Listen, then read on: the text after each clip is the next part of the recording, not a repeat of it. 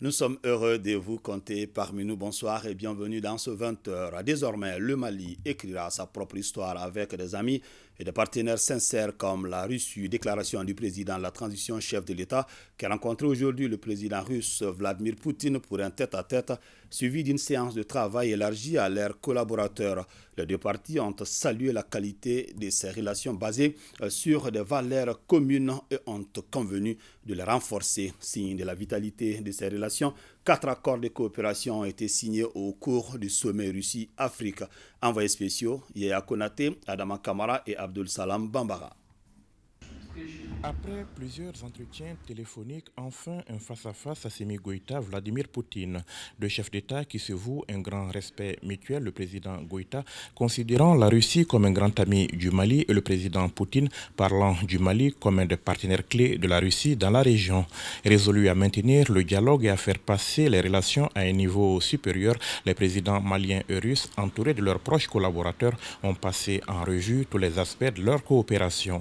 Monsieur le Président, nous sommes résolus à continuer nos investissements et nos travaux en matière commerciale.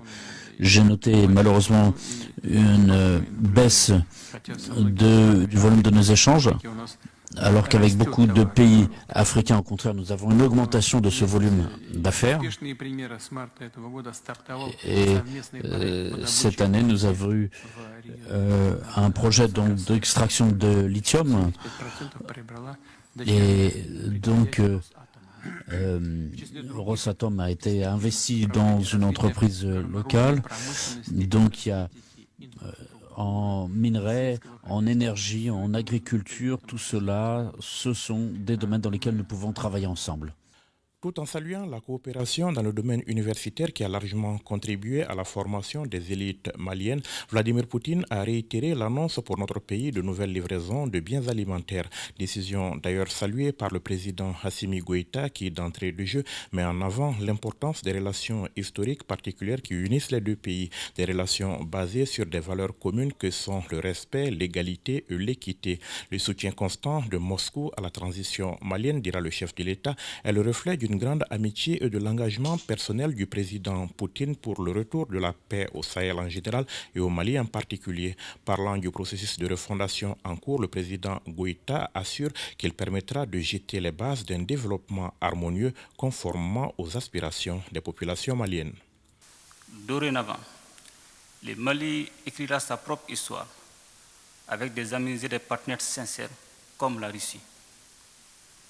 Monsieur le Président, je me félicite de la qualité de la coopération dans les domaines stratégiques comme les infrastructures, l'agriculture, la santé, l'enseignement supérieur et la recherche scientifique, la géologie et les mines, ainsi que la défense et la sécurité. En outre, la signature ces 2 derniers jours de 4 accords dans le domaine de la coopération économique, judiciaire et de l'enseignement supérieur prouve à suffisance notre volonté commune de hisser cette coopération à un niveau très élevé. Le chef de l'État n'a pas en outre manqué de louer la fiabilité du partenariat militaire qui lie les deux parties. Je tiens à vous retirer ma haute appréciation de la fiabilité du partenariat militaire avec votre pays qui a permis au Mali de recouvrer progressivement sa pleine souveraineté sur l'ensemble de son territoire, mais également à nos forces de défense et de sécurité d'opérer en toute autonomie et en toute liberté d'action. Permettez-moi, Monsieur le Président, de vous adresser nos sincères remerciements pour la livraison récente à mon pays de 5 000 tonnes de blé.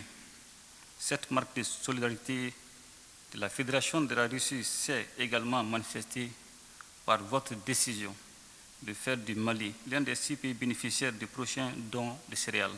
Face aux hostilités que suscite le partenariat entre Moscou et les capitales africaines, particulièrement le Mali, le colonel Goïta propose une réponse coordonnée et concertée. Au regard du contexte international particulièrement tendu, de nombreux pays africains, notamment le Mali, reçoivent des pressions sans précédent exercées par certains pays qui voient d'un mauvais œil le partenariat avec la Russie et veulent nous sanctionner pour nos choix souverains. Cette pratique néocoloniale ne nous étonne guère et requiert une réponse coordonnée et concertée afin d'être un véritable contrepoids dans la géopolitique mondiale. L'amitié russo-malienne ne souffrira d'aucune instrumentalisation, dira le président Goïta, qui a exprimé la solidarité du peuple malien envers celui de Russie, un pays dont la présence aux côtés du Mali inspire au chef de l'État l'adage selon lequel c'est dans les moments difficiles que l'on reconnaît les vrais amis, des amis qui font aujourd'hui montre d'une grande identité de vue sur les questions internationales. En marge de sa visite à Saint-Pétersbourg, le président de la transition s'est entretenu ce matin avec les Maliens établis en Russie. Des sujets étaient essentiellement au centre de la rencontre, les nouvelles du pays et les préoccupations des Maliens de Russie. Ibrahima Traoré, Adama Kamara et Abdul Salam Bambara. Saint-Pétersbourg, le président de la transition à l'écoute de ses compatriotes établis en Russie. Ils sont environ 1200 à travers le pays et près de 100 à Saint-Pétersbourg. Ce sont des étudiants, des militaires en formation et des résidents. Face au chef de l'État, ils affichent leur soutien à la transition et égrènent quelques préoccupations. Permettez-moi d'insister sur le problème majeur qui est le montant de la bourse. C'est très difficile de vivre ici. Vous avez vu le niveau de vie. Donc ça, c'était le problème majeur que nous voulions vous faire part. Je voulais parler un peu aussi des problèmes au niveau des résidents et des immigrés. Bon, c'est toujours les mêmes problèmes un peu partout. C'est que lié aux documents administratifs qu'ils ont, qu'ils doivent obtenir de l'État malien, qui prennent du retard souvent pour que vraiment les gens puissent s'en procurer. Toute la jeunesse, pas seulement du Mali, on entend parler un peu partout de toute l'Afrique. Nous sommes fiers de ce qui se passe aujourd'hui au Mali. Nous sommes prêts à vous accompagner. Parce qu'on n'a qu'un seul Mali, c'est notre dénominateur commun. On n'a pas d'autre. Présentant sa juridiction qui couvre 12 pays, l'ambassadeur du Mali en Russie n'a pas manqué de magnifier l'excellence des relations entre Bamako et Moscou. Une coopération, selon lui, respectueuse des principes qui guident l'action publique au Mali. La communauté malienne en Fédération de Russie a suivi également avec beaucoup de fierté et d'intérêt vos décisions courageuses dans le cadre de la refondation du Mali. Ces décisions ont permis la montée en puissance de nos forces armées et de sécurité qui terrorisent désormais les groupes armés terroristes, libèrent le génie créateur du peuple malien qui relève les défis dans tous les domaines, tout en suscitant chez tous les Africains l'espoir d'une Afrique qui se libère désormais des chaînes du néocolonialisme et s'assume. Le président de la transition s'est adressé en Bamanakan à ses compatriotes en rappelant les grandes actions et les ambitions de la transition dans tous les domaines. Après la sécurité, d'énormes efforts sont consentis maintenant pour développer le pays. Le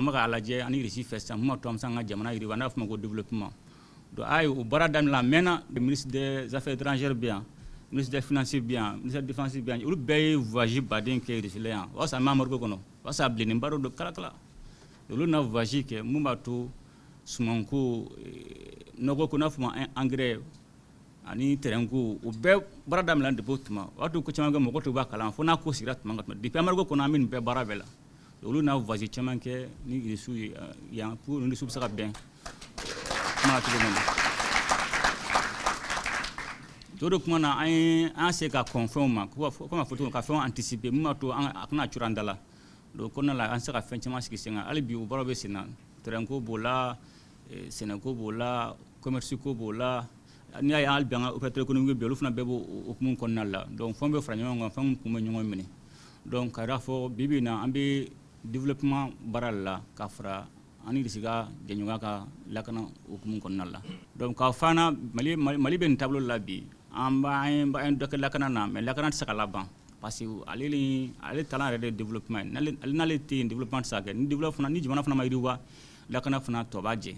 Toutes ces actions visent à refonder l'État pour un Mali nouveau et le président de la transition compte sur chaque Malienne et chaque Malien.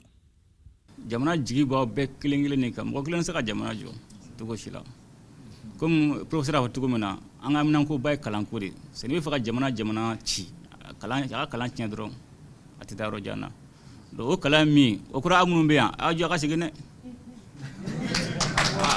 akna tane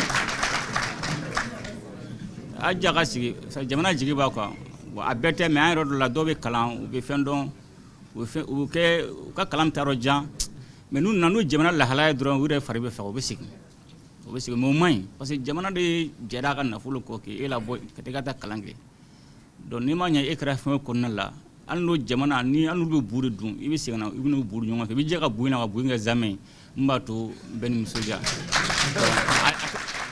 akitogo do mali jigi ba aw beka amunu be kalana mali jigi ba beka akra civil kunda akra surasi kunda mali jigi ba beka. Répondant aux préoccupations formulées, le chef de l'État dit prendre bonne note. Le gouvernement sera aux côtés de tous les Maliens à travers le monde dans la limite de ses moyens, rassure le président Assimi Goïta.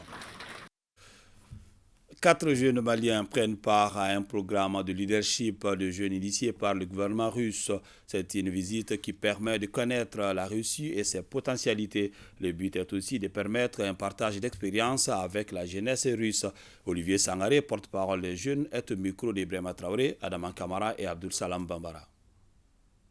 C'est une invitation à l'endroit des jeunes leaders africains, des 54 États de l'Afrique qui sont là, avec des jeunes russes, pour pouvoir partager des expériences, exposer nos différents problèmes sur le continent, notamment dans nos pays, dans les domaines de la sécurité alimentaire, dans les domaines sur les questions de potentialité économique et aussi les domaines de santé, agriculture, etc.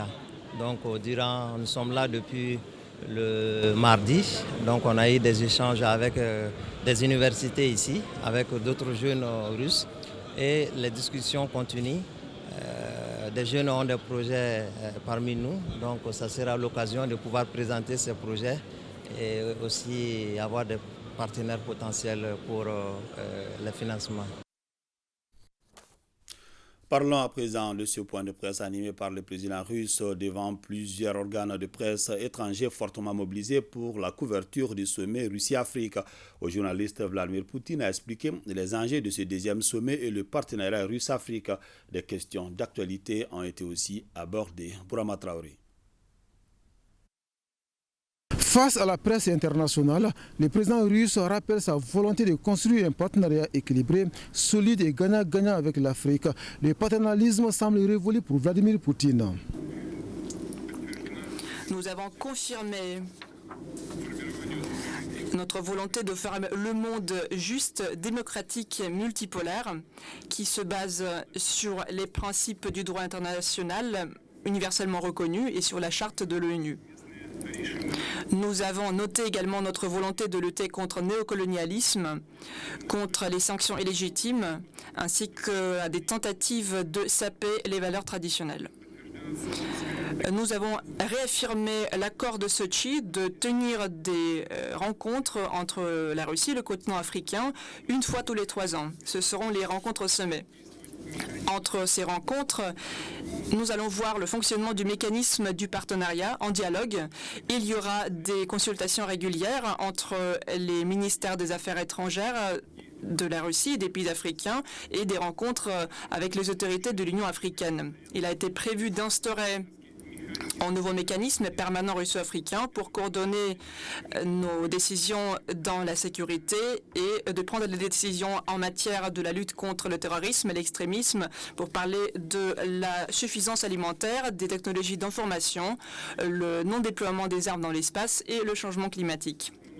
Comme à l'ouverture de ce deuxième sommet économique et humanitaire Russie-Afrique, le président Poutine nourrit de grandes ambitions pour le continent. Notre pays va vous livrer des céréales à titre gratuit et dans le cadre des contrats. Nous allons vous aider à développer l'énergie pour satisfaire les besoins des économies des pays africains, satisfaire vos besoins en hydrocarbures et en capacité de la production d'électricité.